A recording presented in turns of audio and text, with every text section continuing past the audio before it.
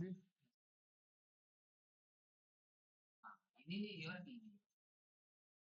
Slide show slide show slide show slide slide ये आई तो एवर कर क्लिक कर। हाँ।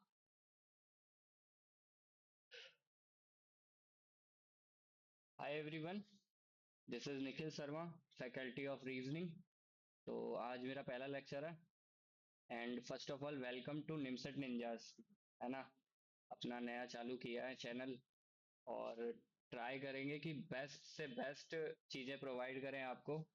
और रीजनिंग का तो मैं ही हूँ, और कंप्यूटर का अंकित है। एंड मैथ्स का आपको पता ही है, अभी अपलोड हो जाएगी 1-2 घंटे में क्लास। बेसिक पढ़ाया उन्होंने। उनका नाम नितेश है। ठीक है, हमारे क्लासमेट्स ही हैं दोनों। तो ट्राई करेंगे आपको सबसे बेटर चीज़ें प्रोवाइड करने के लिए। बाकी अभी स्टार्ट करते हैं रीजनिंग, ठीक है। तो फर्स्ट ऑफ ऑल रीजनिंग का क्या है ना, अपना पहले टारगेट सेट कर लेते हैं ना, क्या है। तो अपना टारगेट क्या है अपने पास। Target first of all NIMCET 2025। ठीक है, सबसे पहले प्रायोरिटी यही रखनी है। बाकी तो जो चल रहे हैं साथ में 26 वाले, 27 वाले, वो अपना चलते रहेंगे, ठीक है। लेकिन सबसे बेटर अपना 25 वाले हैं। ठीक है, इनको मस्ट प्रायोरिटी देंगे अपन लोग। ठीक है। तो नेक्स्ट आगे चलते हैं अपनी स्लाइड पे। ये है रीजनिंग, ठीक है।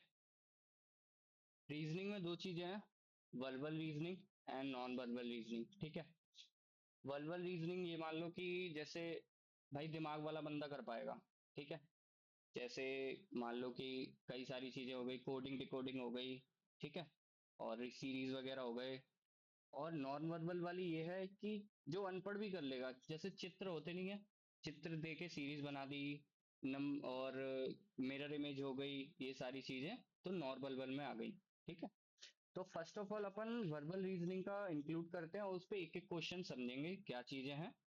देन उसके बाद अपन जो चीजें सिंपल होंगी वो तो आती होंगी, वो मैं समझा दूंगा।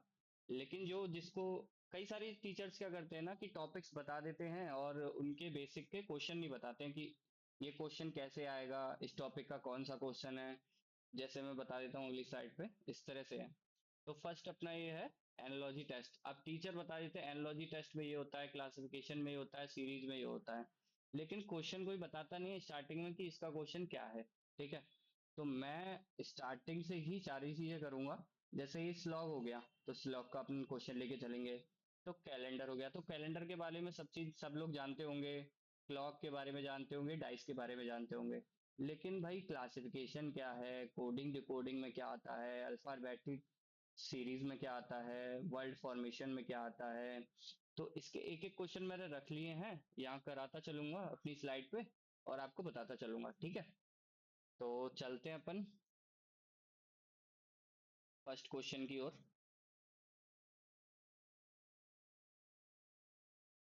हाँ, जो भी अपन इसमें करते चलेंगे ना, उसका पीडीएफ आपको एंड डीपीपी दोनों प्रोवाइड होगा। ठीक है। जितना जल्दी हो सके उतना जल्दी प्रोवाइड करेंगे। ठीक है, हम लोग भी अपना पढ़ते हैं, आप लोग को भी अच्छा बेटर से बेटर पढ़ाएंगे क्योंकि आपसे सीनियर है। ठीक है। तो फर्स्ट टॉपिक अपना अपना है एनालॉजी टेस्ट। ठीक है, इसका पहला क्वेश्चन करते हैं अपन। ये सारी चीजें वन बाय वन मैं एक एक चीजें बताता चलूंगा मैं आपको। फर्स्ट चलते हैं एनालॉजी टेस्ट पे। तो नेक्स्ट स्लाइड पे इसका नेक्स्ट क्वेश्चन एक क्वेश्चन करते हैं। जैसे पहला क्वेश्चन है एनालॉजी का, मैं पहला क्वेश्चन उतार देता हूँ। ठीक है।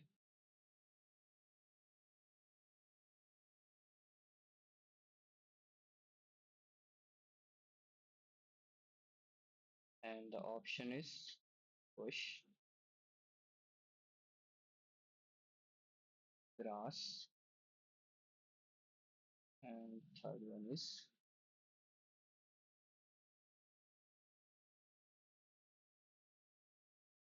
और फर्स्ट ऑफ ऑल डरना मत, है ना। बस मैं आपको एक आइडिया दे रहा हूँ कि किस तरह के क्वेश्चन होते हैं। बाकी हम लोग बैठे हुए हैं, बहुत अच्छी तरह से पढ़ाएंगे। ठीक है, ट्राई पूरा पूरा करेंगे आप लोगों को बेटर से बेटर चीजें प्रोवाइड करने की। ठीक है, तो ये क्वेश्चन है एनालॉजी टेस्ट का। तो सबसे पहले यहाँ लिखा हुआ है कप, लिप एंड बर्ड। तो पहले ये चीजें देखते हैं फर्स्ट। तो कप और लिप में इसका क्या रिलेशन है? तो कप से देखो, जितना भी अंदर सारी चीजें रहती हैं कप के अंदर, जैसे पानी भरा हुआ है, चाय भरी हुई है, कॉफी भरी हुई है, तो अपन लिप के द्वारा सिप करते हैं और पीते हैं। तो बर्ड किससे सिप करके पीती होगी, या क्या चीजें उसके पास रहती होगी जिससे वो ये सारी चीजें करती होगी? तो अपने पास बर्ड के पास, अपने पास तो लिप है, लेकिन बर्ड के पास क्या है? बीक है। ठीक है, देखो बाकी सारी चीजें कनेक्ट नहीं हो रही हैं, ग्रास, बुश और फॉरेस्ट, ये सारी चीजें कुछ नहीं, मतलब बर्ड से कनेक्ट ही नहीं हो रही हैं। ठीक है, बर्ड तो अपनी चोंच से ही पानी पिएगी ना, तो बीक मतलब होता है। ठीक है, तो बर्ड का कनेक्ट हो गया बीक से। इस तरह से ऑप्शन आते हैं और बहुत इजी होते हैं। ठीक है, रीजनिंग वैसे भी इजी है और निमसेट में इजी ही आती है। बाकी क्वांटिटिव रही तो अपन बेस्ट से बेस्ट कराएंगे। ठीक है, देन अपन चलते हैं सेकंड टॉपिक पे। अपना सेकंड टॉपिक क्या है? क्लासिफिकेशन। ठीक है, क्लासिफिकेशन में क्या है? क्लासिफिकेशन में ये है कि अपना चूज बुक करना है जो अलग हो। ठीक है, इस तरह से क्वेश्चन आते हैं। Choose the word which is, writing mind मत करना, अभी मेरा स्टार्ट है। ठीक है, डिफरेंट फ्रॉम द रेस्ट।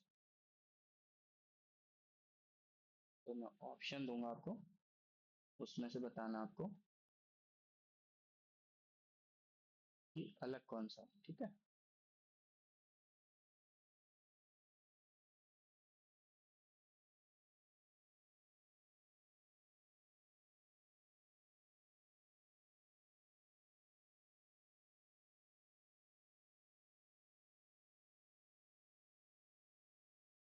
तो choose the word which is different from the others या रेस्ट। ठीक है, तो कर्ड, बटर, ऑयल, चीज एंड क्रीम। तो आपको एक चीज पता पड़ रही होगी कि इसमें क्रीम है, चीज है, बटर है और कर्ड है। तो ये सारी चीजें किससे बनती हैं? दूध से बनती हैं। ठीक है, जो एक ही जो ऑप्शन है वो डिफरेंट है सबसे, क्या है वो? ऑयल। और वही हमें बताना है।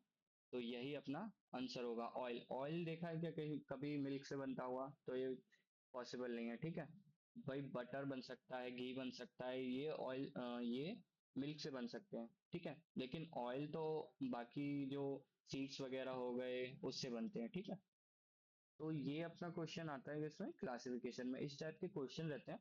मैं हर एक टाइप का एक एक क्वेश्चन कराऊंगा और जो इजी रहेगा उसको केवल बता दूंगा आपको। ठीक है, ऐसा करके।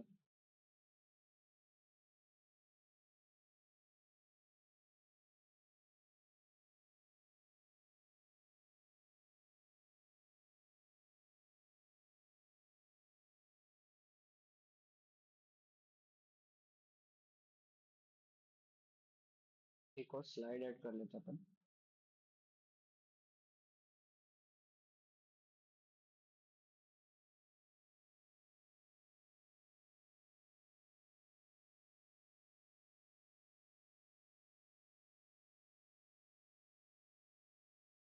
Wait a minute guys.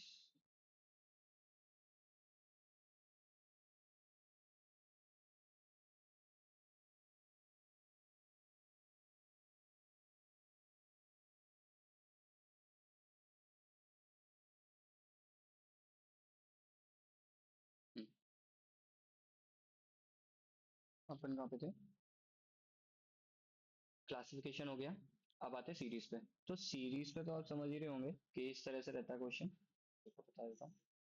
7 है, 10 है, 8 है, 11 है, 9 है एंड 12 है। एंड नेक्स्ट क्या आने वाला है?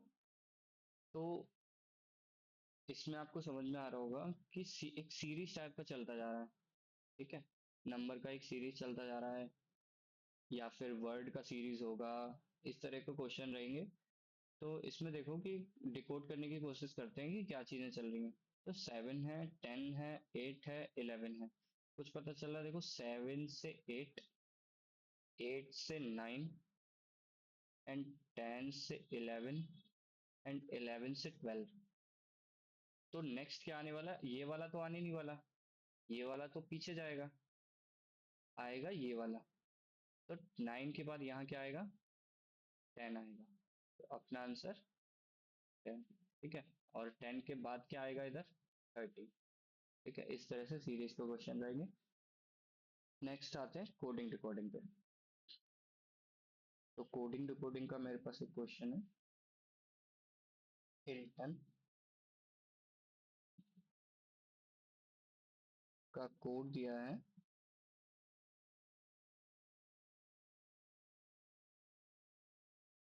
IHALNO।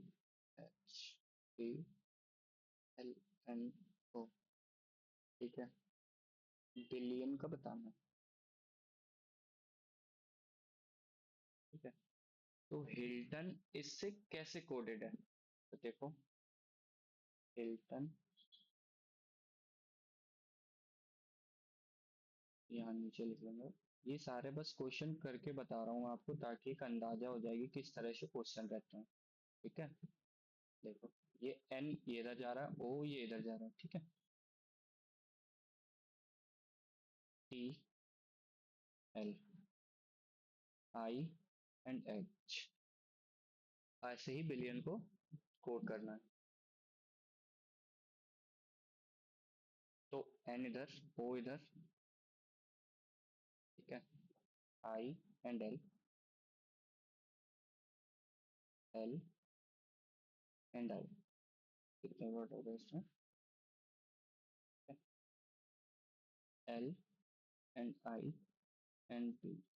तो जो छूट गया वो ऐसे ही कर देंगे, या फिर स्टार्टिंग से लेके चलेंगे। तो यहाँ पर अपन ऑप्शन से लेके चेक करेंगे कि कौन सा ऑप्शन अपन को मिल रहा है, फर्स्ट से लेने पर मिल रहा है या एन को छोड़ने पर मिल रहा है।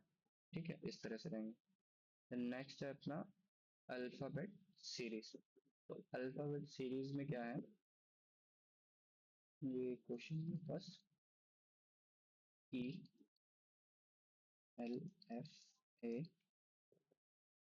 And G, L, H, A। इस तरह से अल्फाबेट्स दिए रहेंगे कोड करके, एंड अपन को डिकोड करना है। ठीक है, ये अल्फाबेट सीरीज में है। ठीक है, and M, L, N, A। यहाँ पे देखो कैसे कोड चल रहा है। तो ये L और A, L, A, L, A सब में चल रहा है, तो मतलब L और A तो आने वाला है। ठीक है, अपन को फर्स्ट का और थर्ड का देखना है क्या आएगा। तो E, F, G, H, I, J। तो यहाँ पे क्या आएगा, K और L। तो ये अपना निमसेट का PYQ भी है, और क्वेश्चन भी मैंने आपको करा दिया साथ के साथ। देखो आपने निमसेट का क्वेश्चन भी कर लिया है, तो सोच सकते हो कि कितना इजी आता होगा। ठीक है,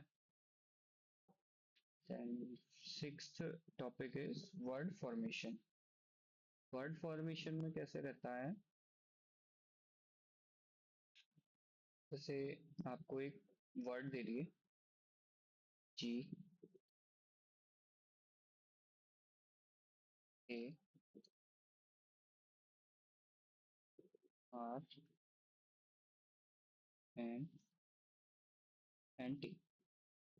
तो अब इससे ये बताओ कि कौन सी स्पेलिंग बन सकती है, या कौन सी स्पेलिंग इसमें सही है। ठीक है, तो ऑप्शन दे रखे रहते हैं, ऑप्शन बता देता हूँ। तो GRIND, grind. Second one stray, third is gear, and fourth is night. ठीक है, अब देखो GRIND, तो जी है, आर आर भी है, आई आई इस पूरे में नहीं है, जो वर्ड गिवन है अपने पास उसमें आई नहीं है, तो ये नहीं बन सकता। टी टी है, आर आर है, ए ए भी है, आई आई नहीं है, तो ये भी नहीं बन सकता। अब देखो जी, जी है, ई, ई नहीं है तो ये नहीं बनेगा। ठीक है, बाकी एन आई जी, आई इसमें था नहीं तो वैसे नहीं बनेगा। एक मिनट, मीनी यहाँ पे आई और आएगा, आई भी बनेगा, सॉरी। तो करेक्ट कर लेते हैं।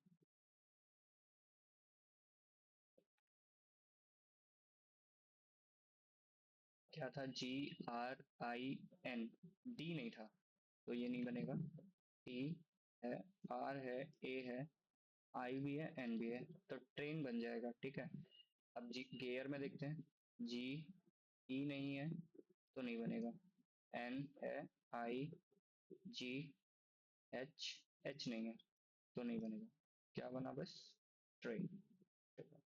T R A I N.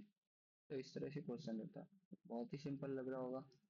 ठीक है, इसी तरह से आते हैं, बिल्कुल सिंपल रहते हैं। ठीक है, अपना नेक्स्ट टॉपिक डायरेक्शन डिस्टेंस। तो डायरेक्शन डिस्टेंस में क्या रहता है, जैसे एक क्वेश्चन दे रखा रहेगा कि राजू वॉक, इस तरह से डायरेक्शन रहते हैं, north, south, east and west. ठीक है, बोल देगा कि राजू 5 मीटर ऊपर नॉर्थ की तरफ गया। ठीक है, एंड नेक्स्ट वो गया ईस्ट की ओर 10 किलोमीटर। ये 5 किलोमीटर, ये 10 किलोमीटर। देन नाउ राजू किस डायरेक्शन में। ठीक है, इस तरह से दे रखा रहेगा। और भी काफी कॉम्प्लिकेशन से दे रखे रहते हैं क्वेश्चन, पजल्स में भी आ जाते हैं। ठीक है, डायरेक्शन डिस्टेंस के, तो ये पजल का भी पार्ट है और वैसे छोटे मोटे क्वेश्चन भी आ जाते हैं। ठीक है, नेक्स्ट टॉपिक है अपना ब्लड रिलेशन। तो ब्लड रिलेशन भाई, चाचा, मौसी, फूफा, ये सब का ब्लड रिलेशन है, कुछ नहीं है इसमें। भाई पूछना रहता है कि भाई तुम्हारे भाई की भाभी का, बस वही इंग्लिश का रहता है। ठीक है, तो इस ये भी समझ जाओगे। देन अपना नेक्स्ट है रैंकिंग टेस्ट।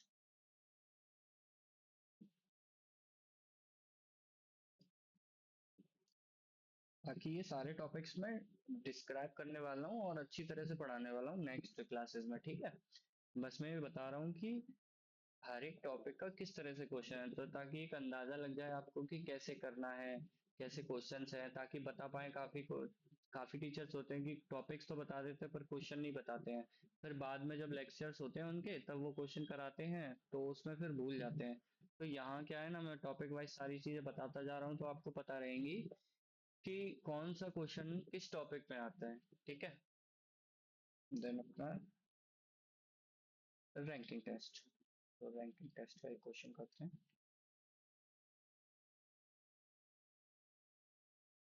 लिखा हुआ है M N O P and Q. ठीक है, are 5 friends,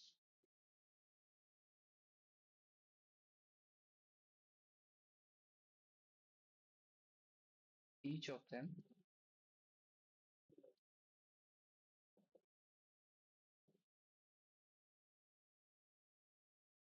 has a different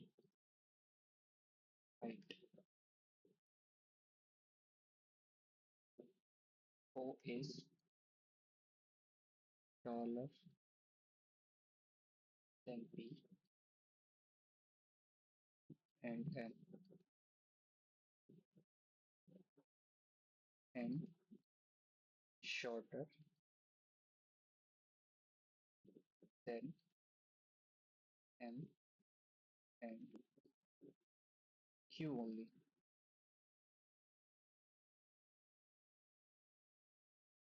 Only one person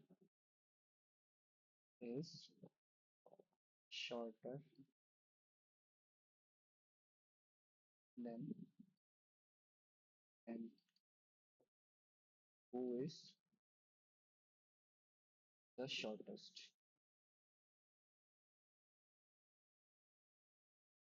तो ये अपना ऑर्डर रैंकिंग का क्वेश्चन है इस तरह से। इसमें पूछा है इसने हु इज द शॉर्टेस्ट।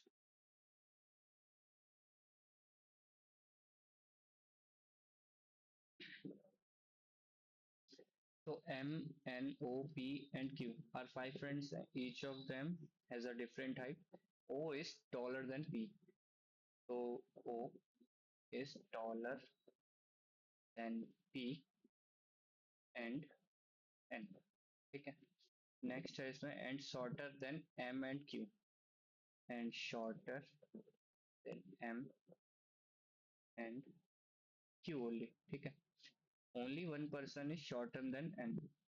तो N के N मतलब बड़ा रहेगा और P छोटा रहेगा क्योंकि यहाँ लिखा हुआ है ओनली वन पर्सन. N के बाद मतलब जो छोटा पर्सन है वो एक ही है. ठीक है. एंड इसमें पूछा हु इज द शॉर्टेस्ट. तो सबसे छोटा कौन हुआ? P. ठीक है. O तो मिडिल हो गया. बाकी इसका कोई दिया नहीं है. एंड O के बाद N आएगा इस तरह से. O N and P. And यहाँ पर रहेगा M एंड K. ठीक है. इस तरह से अपना ऑर्डर रैंकिंग रहता है. नेक्स्ट अपना टॉपिक है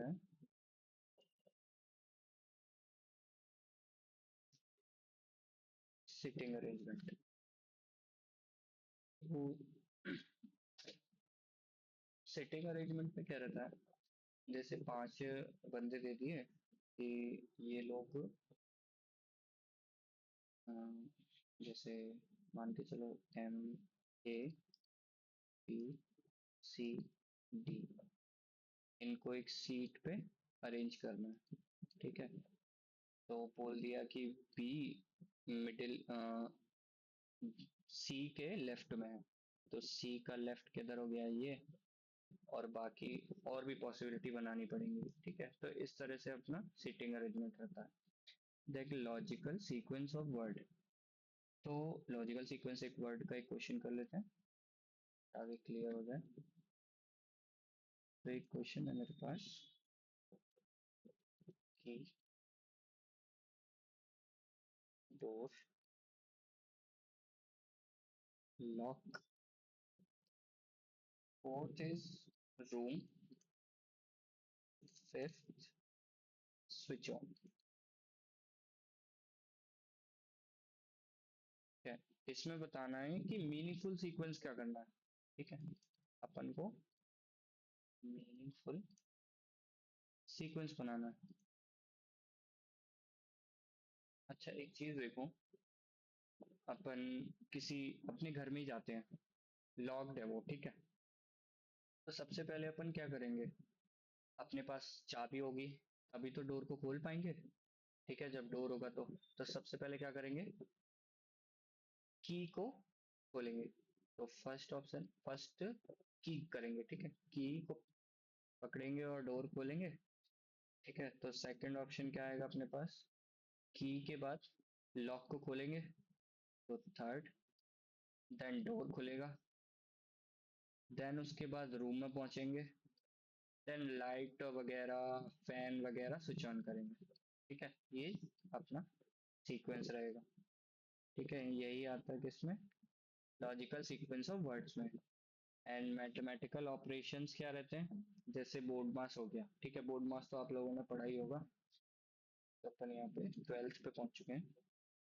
जैसे मान के चलो 3 + 3 - 4 इस तरह से अपना मैथमेटिकल ऑपरेशन रहता है. तो 3 + 3 कितना हो गया? 6 एंड -4 इज 6 में से 4 गए तो 2. ये अपना आंसर. ठीक है. इस तरह से रहता है. Find the conditional number and later. ठीक है. तो इसमें क्या रहता है कि फिगर्स दे रखे होंगे इस तरह से ब्लॉक्स. इसमें या तो नंबर का होगा.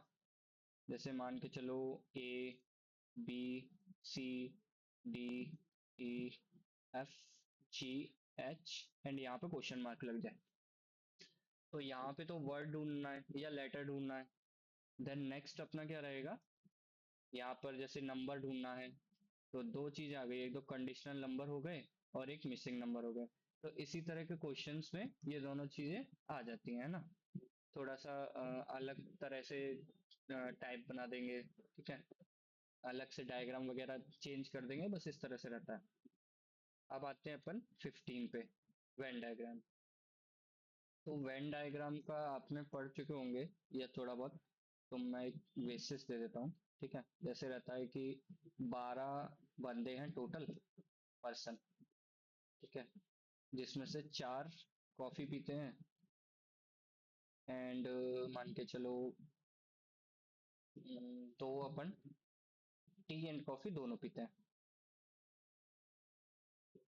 तो बताओ कि टी वाले कितने होंगे। तो ऐसा कुछ रहता है। ठीक है, यहाँ पे अपन कर देते टी, यहाँ कॉफी। तो कॉफी वाले पर्सन 4 हो गए, लेकिन ये दो जो हैं टी और कॉफी दोनों पीते हैं, तो इनको बीच में करेंगे, लेकिन यहाँ से माइनस कर देंगे। ठीक है,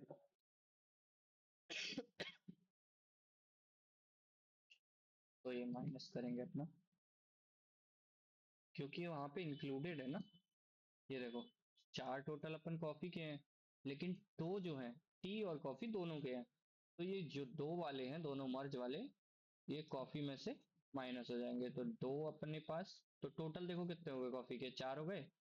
अब बाकी बचे हुए बंदे कितने हो गए, 4 ये इधर से हटा दो, और टोटल है 12। यहाँ कितने बचे, 8। तो 8 हो गए कितने, टी वाले। इस तरह से वेन डायग्राम के क्वेश्चन रहते हैं। ठीक है, नेक्स्ट क्वेश्चन, नेक्स्ट टॉपिक क्या है, स्लॉग का। तो स्लॉग का एक क्वेश्चन करा देता हूँ। देखो, स्लॉग तो आपको काफी अच्छी तरीके से पढ़ाऊंगा। ठीक है, 150 से पढ़ाऊंगा मैं, और ट्राई करूंगा कि 2 लेक्चर में कंप्लीट हो जाए। ठीक है, पूरा स्लॉग ट्राई करूंगा। तो इस तरह से कंक्लूड स्टेटमेंट रह जाए। बस ये क्वेश्चन का एक टाइप बताता चल रहा हूँ मैं आपको, है ना। स्टेटमेंट रहता है अपने पास, सम एक्टर्स आर सिंगर।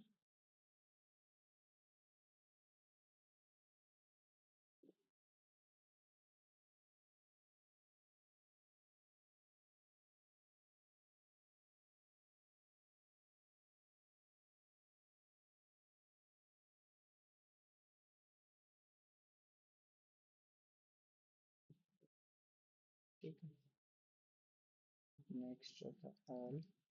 मैं आपको ढंग से बता देता हूँ ताकि आपको क्लियर हो जाए। मैं तो बोल रहा हूँ अभी पहली बार में तो नहीं समझ में आएगा स्लॉग जैसे मैं करूँगा, लेकिन अगर मेरा 2 लेक्चर देख लोगे ना, तो मैं गारंटी दे रहा हूँ आपसे जल्दी कोई बना नहीं पाएगा पेपर में। सम एक्टर्स आर, इतने अच्छे टीचर ने मुझे पढ़ाया ना slog.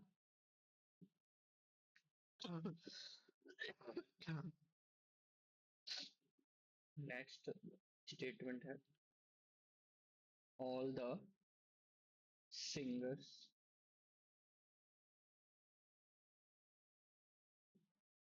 Are dancers, and conclusion, some actors are dancers।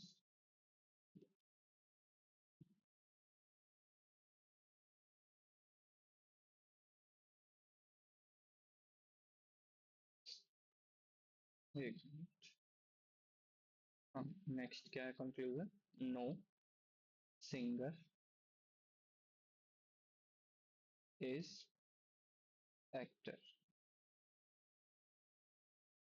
ठीक है, तो इसमें दे रखा है कंक्लूजन को देखते हुए अपन, ठीक है, स्टेटमेंट चेक करेंगे। ठीक है, तो सबसे पहले अपना क्वेश्चन है, ये एक तरह से मान के चलो कि अपना क्वेश्चन है, और यहाँ स्टेटमेंट में आंसर छुपा हुआ है। तो इसने बोला है एक्टर आर डांसर। ठीक है, सम में रहता है यहाँ 50 एंड 50, एंड ऑल में रहता है यहाँ 100 या 50। तो इस तरह से रहता है। ठीक है, यहाँ हमको एक्टर चाहिए, एक्टर पे 50 चाहिए, एंड डांसर पे भी 50 चाहिए। ठीक है, अभी समझ रहा हूँ कि कुछ समझ नहीं आ रहा होगा, पर एक हल्का फुल्का ट्राई करो समझने का, थोड़ा बहुत। बाकी मैं 2 लेक्चर में इसको पूरा कवर करूंगा तो इतनी जल्दी बनने लगेंगे ये कि कुछ पता नहीं चलेगा।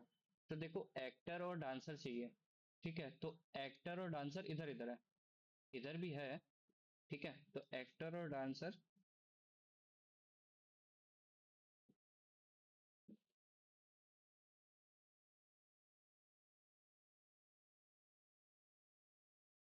एक चीज गलती हो गई यहाँ पे, यहाँ डांसर्स नहीं है,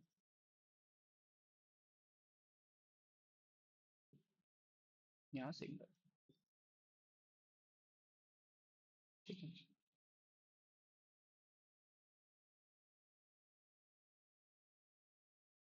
ठीक है, तो अपन को चाहिए एक्टर एंड डांसर, तो एक्टर एंड डांसर इधर है, बाकी सिंगर से सिंगर ये मैच हो रहा है ना, दिख रहा होगा। तो इसी तरह से क्वेश्चन कराऊंगा सिंगर, मतलब और डीप बताऊंगा मैं कैसे ये मैंने 50-50 लिखा, कैसे 150 लिखा, फिर मैं कंक्लूजन में 50 और 50 पे आ गया, एंड यहाँ पे क्वेश्चंस क्या है और कैसे मैच करना है। तो काफी, मतलब बिल्कुल डीप जाके बताऊंगा तो आपको पूरा क्लियर हो जाएगा कि ये भाई स्लॉग मतलब क्या है, रद्दी चीज है एकदम। और इसी को हाइप बना के रखते हैं काफी सारे टीचर्स वगैरह, ठीक है।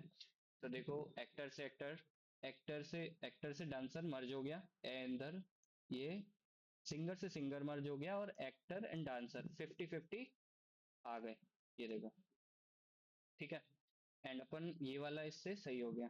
देन अपन आते हैं इस पे, तो नो सिंगर इज एक्टर। देखो मान के चलो इसमें क्या होता है, सम जो होते हैं वो पॉजिटिव स्टेटमेंट होता है, एंड ऑल क्या होता है, पॉजिटिव। और नो स्टेटमेंट जो होता है वो नेगेटिव होता है। तो आप पॉजिटिव पॉजिटिव को ऐड करोगे तो पॉजिटिव ही मिलेगा, नेगेटिव तो कभी मिल नहीं सकता, तो इसलिए ये गलत है। एक बेसिस समझ लो, बाद में मैं डीप बताऊंगा, ठीक है। कुछ समझ नहीं आया होगा पता है, लेकिन ट्राई करना थोड़ा बहुत, ठीक है। ट्राई भी मत करना, कोई दिक्कत नहीं है, मैं और अच्छे से बता दूंगा। देन अपन चलते हैं स्टेटमेंट कंक्लूजन में। तो देखो स्टेटमेंट कंक्लूजन में कैसे क्वेश्चंस आते हैं, नेक्स्ट स्लाइड में इस तरह से क्वेश्चन रहता है। देखो मान के चलो ये पिछला अपना क्या रहा था, स्लॉग रहा था, उसी में स्टेटमेंट कंक्लूजन था। तो इस तरह से ही स्टेटमेंट आ गया था यहाँ, P greater than Q, R, S and T, and conclusion क्या रहेगा अपना, first P greater than T and second one is T less than Q। मतलब P से T जाना है, ठीक है, P से T, तो P से Q जा रहे हैं, Q तो बराबर ही है R के, और R से S जा ही रहे हैं, और S से T, तो यहाँ पे अपन लोग पहुंच रहे हैं। एक मिनट,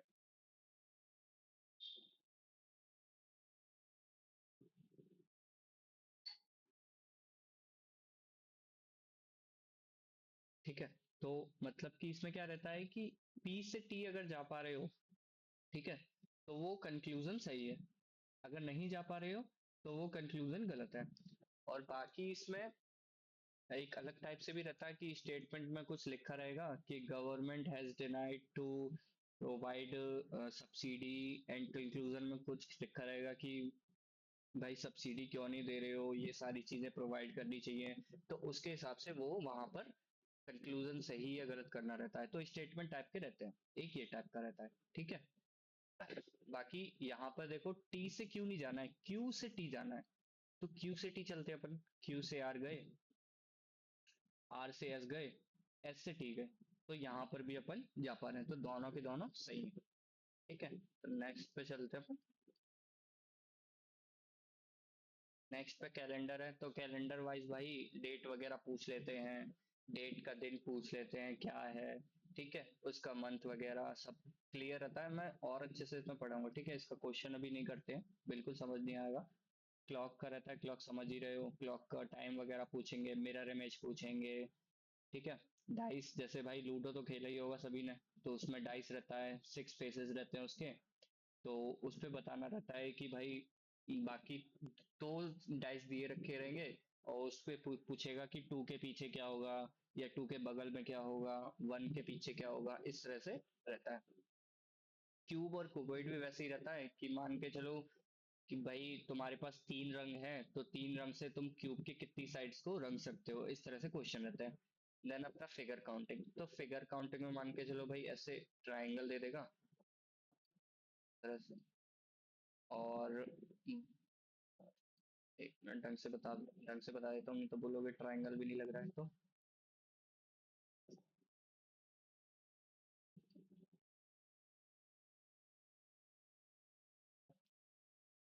ट्राई करता हूँ बेटर शेप देने का।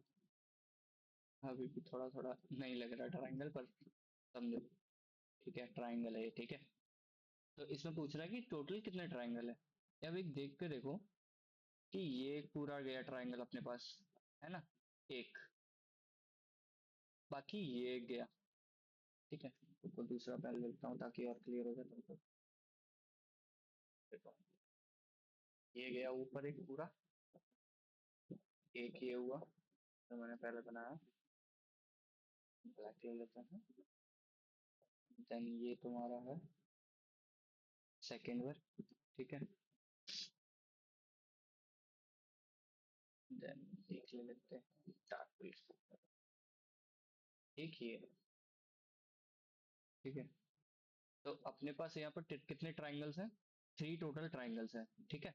इस तरह से क्वेश्चन रहते हैं। बाकी सर्कल पूछेंगे, सर्कल नहीं पूछता, ट्राइंगल पूछते हैं, लाइंस पूछते हैं कि भाई बताओ इसमें लाइंस कितनी, टिल्ट लाइन है, हॉरिजॉन्टल लाइन है, वर्टिकल लाइन है।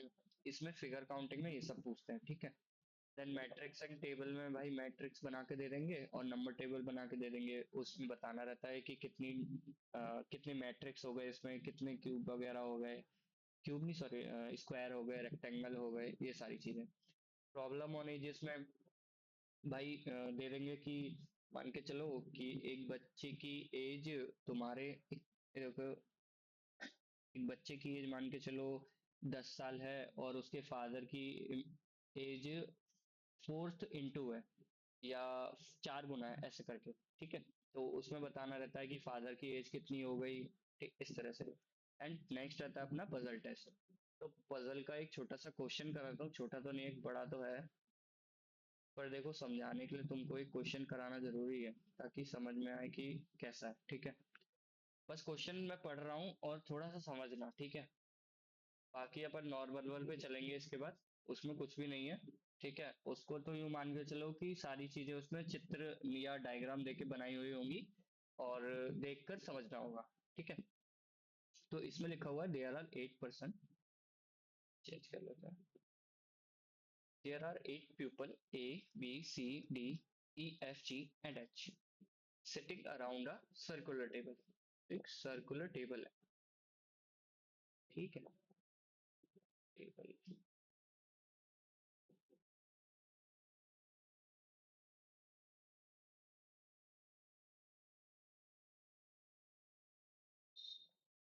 इस तरह से, जिसपे कितने परसेंट बैठे हुए हैं, 8%।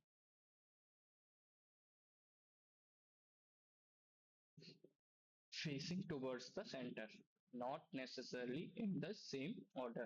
C is, अब पढ़ते चल रहा सारी चीज, ठीक है, यहीं से क्वेश्चन स्टार्ट हुआ है। C is sitting second to the right of G, तो G को पहले कहीं पे भी बिठा दो, G। अब G अगर सेंटर में देख रहा है तो इसका राइट क्या होगा, सेकंड राइट, क्योंकि लिखा है ना C is sitting second to the right of G, तो G का सेकंड राइट क्या होगा, ये होगा। C बैठा दिया।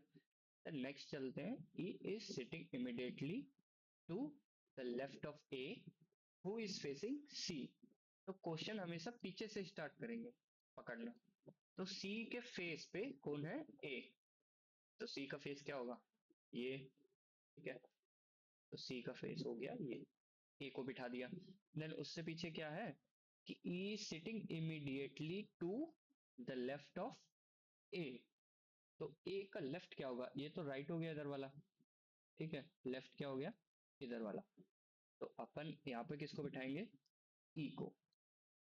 देन आगे चलते हैं, D sitting between A and G, तो डी को, तो ए और जी के बीच में क्या, डी बैठेगा, तो डी को बैठा दिया।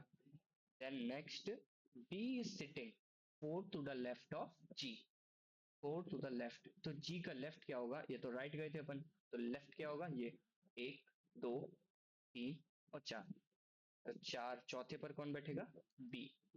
ठीक है, ये क्लियर हो गया। अब कुछ बोल रहा है इसमें, G who is sitting immediately to the left of H, ये हु किसके लिए है, जी के लिए, तो जी के लेफ्ट पे, ठीक है, ओ सॉरी, लेफ्ट ऑफ एच कौन बैठा हुआ है, जी बैठा हुआ है, तो एच के लेफ्ट में जी बैठा है। इतना हमने सारी जितना भी क्वेश्चन दिया रखा था उसमें हमने सारी चीजें बता दी। और ये क्वेश्चन पूछा क्या है, who is sitting fifth to the right of H. एक चीज खाली रह गई यहाँ पे, तो क्या रह गया खाली, A B C D E F रह गया खाली, तो एफ को यहाँ बिठा दिया क्योंकि एक ही सीट बची हुई है। ठीक है, ये सारे सेंटर एज क्वेश्चन सेट।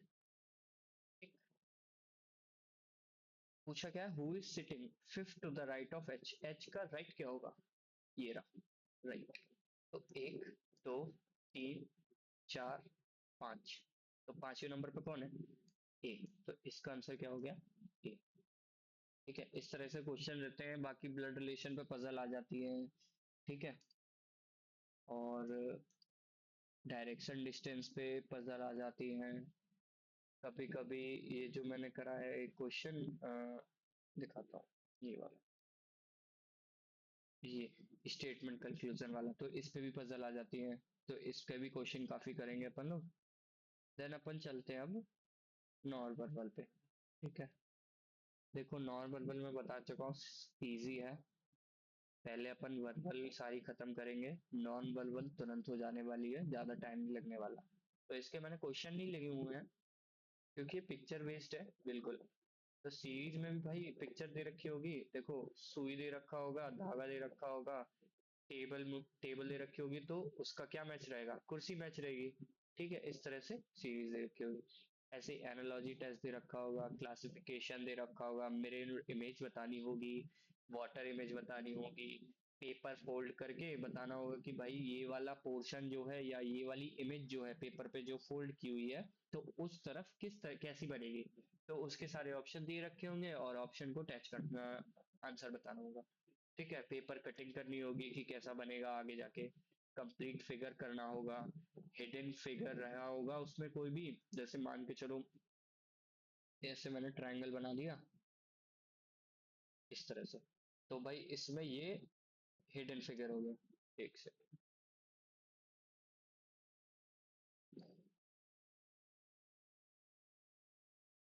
इसमें ये हिडन फिगर है, तो यही इसका आंसर होगा क्योंकि ये इसके अंदर हिडन है ना। ठीक है, इस तरह से रहते हैं। एंड ग्रुपिंग आइडेंटिकल फिगर्स रहते हैं, कई सारे ग्रुप बना देंगे और फिगर बना देंगे उसका, तो फिर साथ में ऑप्शंस दे देंगे चार चार करके इमेज लगा के। फिगर मैट्रिक्स रहता है, फॉर्मेशन रहता है। ठीक है, लॉजिकल सीक्वेंस ऑफ फिगर रहेंगे, लॉजिकल कुछ सारी चीजें जैसे ऊपर बताया मैंने सीरीज का रहेगा, तो इसी तरह से यहाँ पे लॉजिकल सीक्वेंस पे भी फिगर्स रहेंगे। And rule detection of figure series. और फिर उसके बाद आते हैं डॉट सिचुएशन। डॉट सिचुएशन में मान के चलो इस तरह से यहाँ पे तीन डॉट्स रहेंगे, फिर दो डॉट्स रहेंगे, तो यहाँ कितने डॉट आएंगे, एक डॉट आएगा, इस तरह से dot situation. And rotation of a figure, तो एक फिगर बना के दे देंगे और उसमें बनाएंगे भाई कि 90 डिग्री रोटेट करने पर कैसा आपके पास ट्राइंगल रहेगा या रेक्टेंगल बनेगा, किस तरह से इमेज बनेगी। तो ये अपना नॉन वर्बल का सारा हो गया। ठीक है, अब देखते हैं अपने पास क्या बचा है। तो अपने सारा स्टार्टिंग का बेसिक का भी बता दिया है मैंने।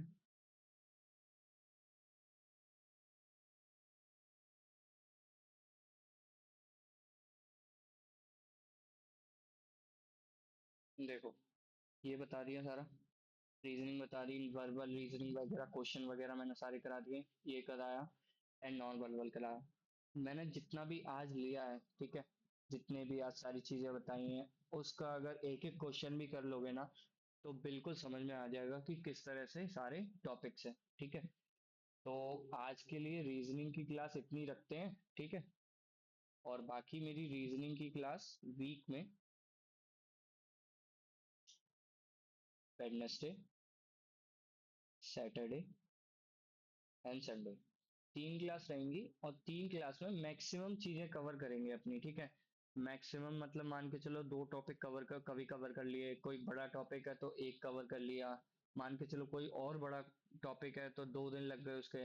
अपन आराम से डेप्थ, पहले बेसिक से डेप्थ तक जाएंगे, पूरा एडवांस तक जाएंगे, ठीक है। निमसेट में उतना आता नहीं है, पर देखो मान के चलो कि अगर आगे तक का पढ़ लोगे तो आगे की 4 ही चीजें क्लियर हो जाएंगी और अंदर तक बेस बन जाएगा, ठीक है ना। निमसेट तो क्लियर कर ही लोगे इससे, रीजनिंग से।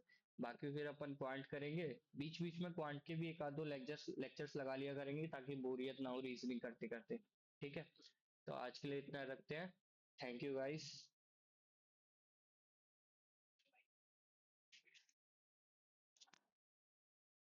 एक पहला एक सब